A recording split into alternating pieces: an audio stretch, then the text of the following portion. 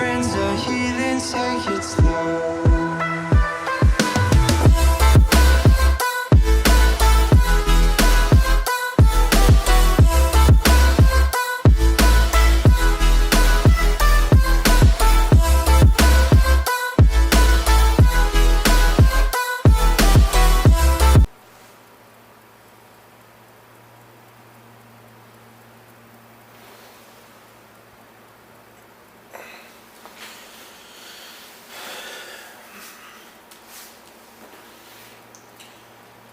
What is going on, YouTube? How are you guys doing today? Guess what? I'm done. Not done with YouTube. I'm done with my previous job. So it is just you guys and some car videos and some home repair videos while I get the house ready and actually get the house sold and done and gone.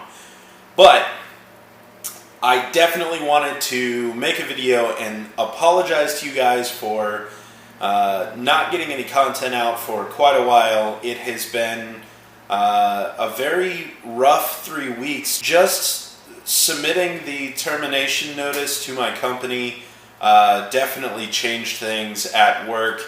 And even though the premise of the notice is because I'm selling the house so that I can go back to school, there was definitely a marginal amount of negative feedback due to that. Generally, though, the people that I care about, which would not be management but would be my previous co-workers, the feedback from them was generally pretty positive, and I didn't have any problems with them, but there was definitely a tonal change with management and leadership, and that was a interesting experience. So it is what it is. It is done and over with. I professionally worked my last day at the company, and my relationship with them, as soon as I receive my last paycheck, will be completely severed, and that's cool.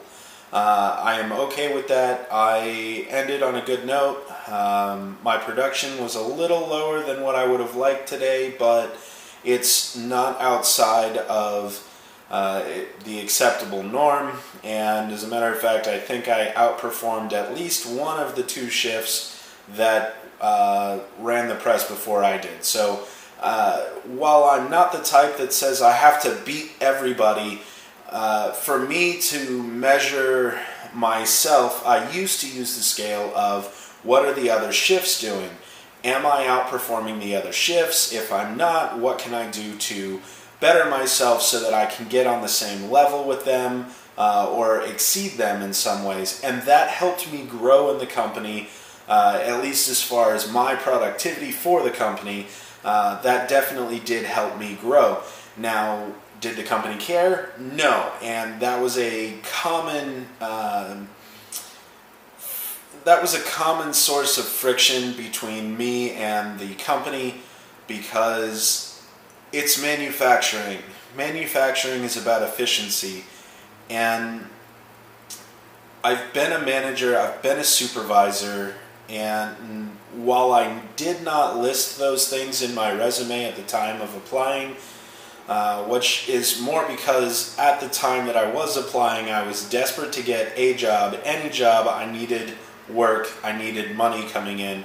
At the time, I was not prepared for, hey, let's drop everything and, like go to another country or something silly like that, right? But I made a resume that would get me pretty much any manufacturing job that I applied for, and I got this job. But I question whether or not that was the right decision to make. I think that I possibly could have gotten away with building a better resume and waiting for a better job. But on the flip side of that, that job paid for my house. I was able to buy a house, and it took care of me financially. Everything was pretty good, and that's the important thing. I was able to provide for myself, buy a house, and I live a pretty comfortable life. It's not poverty by any stretch of the imagination, but it's not the posh life either. So, I mean, it's a pretty decent middle class lifestyle for me, and that was good enough. It was good enough. That I do want to place some emphasis on past tense, because I'm definitely aiming for bigger and better things, which is why I'm focusing on you guys now, because you guys are better. And if I put my workaholic attitude and desire or ambition for productivity, I'm pretty sure I can make you guys happy, which will help make me happy, because you guys will pay me to go to school. At least that is part of the longer term goals for the channel. If I make you guys really interesting videos, you guys getting those videos for free and not spending any money out of your own pocket will allow me to earn my way through college. And it's through the latter years of college. While I am in Japan on a student visa, I'm only allowed to work up to 28 hours a week. Now, that is documentable pay. I do not believe that I will get knocked for making YouTube videos, because in a single week, most definitely I will exceed 28 hours just for YouTube videos. So I am going to have to balance the cost effectiveness of making videos for you guys and working outside so that I can make the money that I need to actually pay for things. In the short term, the sale of the house will cover application fees, the actual movement to Japan, first couple of years worth of tuition, books, food, and that sort. It'll get me about 2 years, maybe 3 years, depending on what the house actually sells for. So, in the long term, I'm going to need to rely on either that 28 hours a week compounded later on to make up for year 3 and year 4, or YouTube videos, or a combination of both. And that's where a balancing act is going to have to come into play. Now, if YouTube makes enough, if I start to make enough money off of YouTube that I do not need the 28 hours a week there in Japan, then I will sever that 28 hours a week and focus on you guys. Because here's the thing, Japan is super interesting to me, it's super interesting to you, and if I can wander around Japan, make cool videos for you, and introduce you guys to cool things in Japan that will make you want to go out there yourselves, then everybody wins. I get to see and experience more of Japan. You guys get some more exposure to things that might be a little bit lesser known, and everybody's happy. That way and everybody's happy, I'm getting paid, and I can finish up school, maybe go after the graduate degree that I would really like, and that would be the ultimate fantasy or goal of the whole process. And we'll see where things go. Everything could come crashing down, but I seriously doubt that's going to be what happens. Or things could unexpectedly take a better turn for things even more unimaginable. And I mean, who knows? A giant mech from another planet could attack us trying to track down a missing princess, and I just happen to wander into all of that. I'm not going to complain. I mean, that's Japan. No, in all honesty, I would be fine with a mundane life there and going around and exploring things. Obviously, during the 2020s, or during 2020, there's going to be the Olympics, and I'll already be there. So, I mean, there's some definite interest and hope for things to be very exciting there while I'm there, and I don't see myself running out of content. As it is right now, I could probably provide enough content to go about 2 or 3 years, and that's here in the United States. If I'm there in Japan, in an area of things that interest me a whole lot more than things in the United States, I have a hard time believing that I would run out of content that you guys would find interesting and that I would love to share. One of the things that has come up is some mild teaching of interesting things. I was talking to a friend of mine day before yesterday about quantum suicide or quantum immortality. They're the same thing, but you'll see some people refer to them as the other, and it can be kind of convoluted, but quantum suicide and quantum immortality are the same thing. And as I was explaining it to him, he was like, you should make a YouTube video about it. And I'm sitting here like, one of the sources that I used to learn about quantum suicide and quantum immortality was YouTube, one of the sources. Now, there are other videos and other people that make much more effective teaching videos than I could about things like that. And again, one of my sources for this information was YouTube. So there's obviously information out for you guys. One of the things I've been forced to kind of acknowledge is that I have a nice way of laymanizing information. And if you guys don't know, that was a play on the word layman. A lot of times if people, especially passionate people, start talking about something that they're really passionate about, they will end up using terminology and words that the common man or the layman doesn't understand, and it needs a translation. And I have kind of been forced to accept that I have a very good translation ability when it comes to laymanizing somebody's passionate speech about this topic or that topic. And I do kind of have to somewhat acknowledge that while some of the videos would be on a higher plane than a lot of people are willing to sit through, especially, or at least people that I know personally, I do believe that I could somewhat make that work for you guys, but I'm going to try to stay away from the teaching videos because not a whole lot of people are like me, not a whole lot of people like lectures, and so I think that is kind of silly. However, I'm sure that I'm going to do a video about Are We a Simulation? And one of the things that I want to touch on in that video alone, and I say that, it's probably going to be a lie, I'll probably touch on other things too, but the question of are we a simulation, I'm going to cover theology, specifically Christian theology, because I am a Christian, and so when I find out interesting thought experiments like are we a simulation, and I battle them against things like my religion, and I do that just mostly for fun.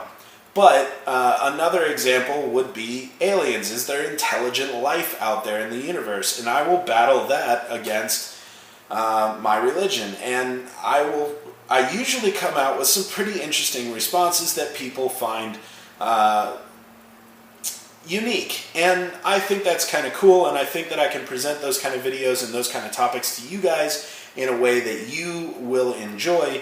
And I will certainly aim to do so at some point in time. Obviously, anytime things like religion or politics or stuff like that comes out, generally people get pretty uppity, pretty upset, or pretty emotional. So I'm going to preface right away with, I'm not trying to change your beliefs in any way, shape, or form. You will believe what you want, you will act as you will, and if you want to talk about it, hit me up. We can talk, I don't mind. I've certainly got the free time now, so, it is what it is. But, that aside, I am a little tired right now. I woke up yesterday around 2 p.m. It is almost 11 a.m., and my objective is to stay awake for another 12 hours. Now, I don't think I'm going to make it, but I have decided that I am going to go ahead and change my sleep schedule right off the bat. I used to work night shift, and I understand that aiming for what I want to aim for right now as far as my daily life, I can't do that on a third shift schedule, so I'm going to have to change up my schedule a little bit to better accommodate the lifestyle that I will need to be living from for the next few months. So if you see me yawning or if I seem to be a little slow, make fun of me all you want. I'm totally cool with that. But I am very tired and I'm looking for a little bit of sleep. As a matter of fact, I've already been doing the whole nodding thing, which is why it's like, all right, I need to be doing something thought-provoking, and I ended up talking to you guys. I don't know how that worked, but it is what it is. I also just got an interesting notification from Adobe that they have reset their trial clocks. So what I'm going to do is download the latest version of Adobe Premiere and test that on Windows 10. Now, my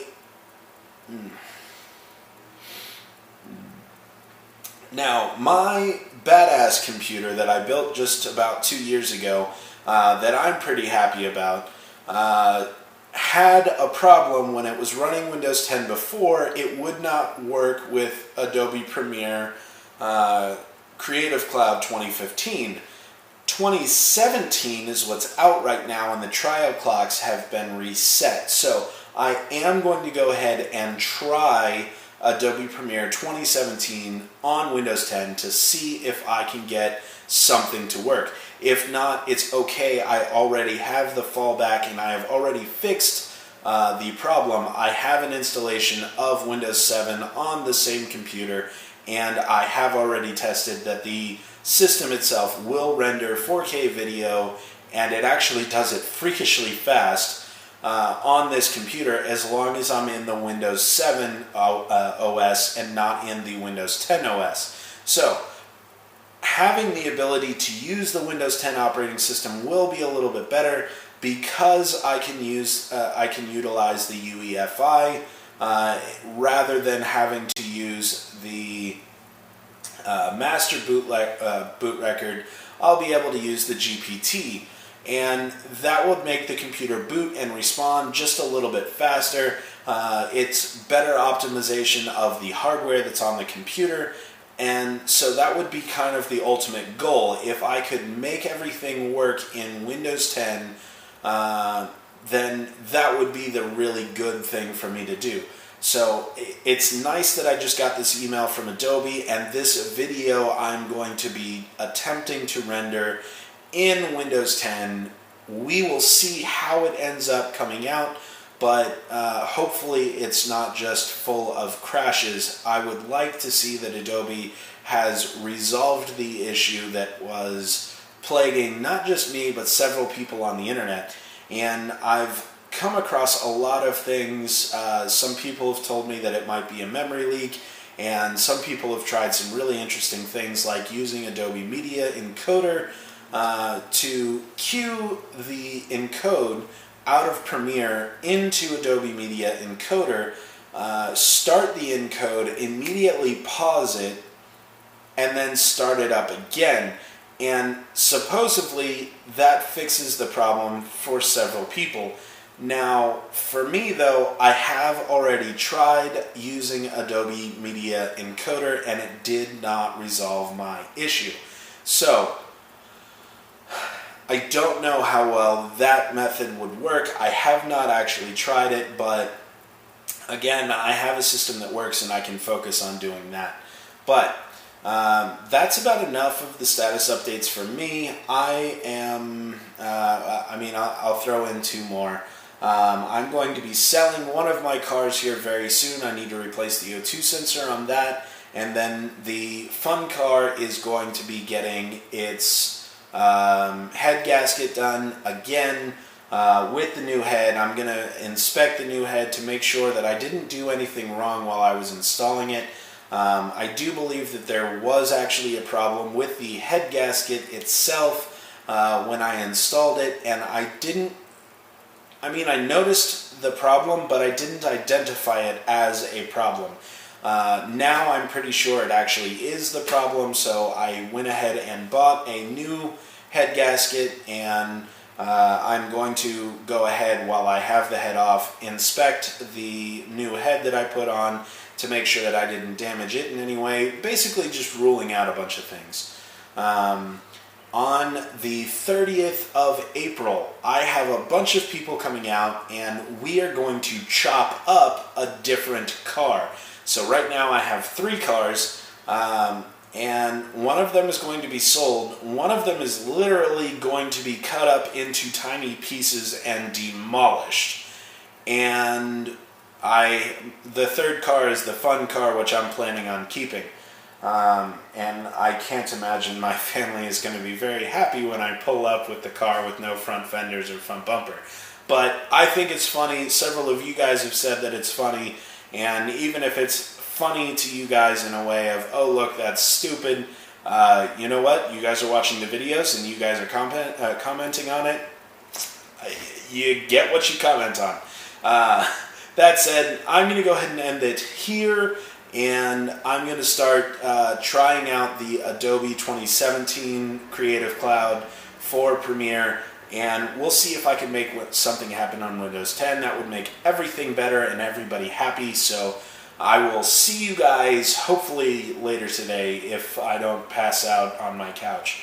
This is surprisingly a really, really comfortable couch.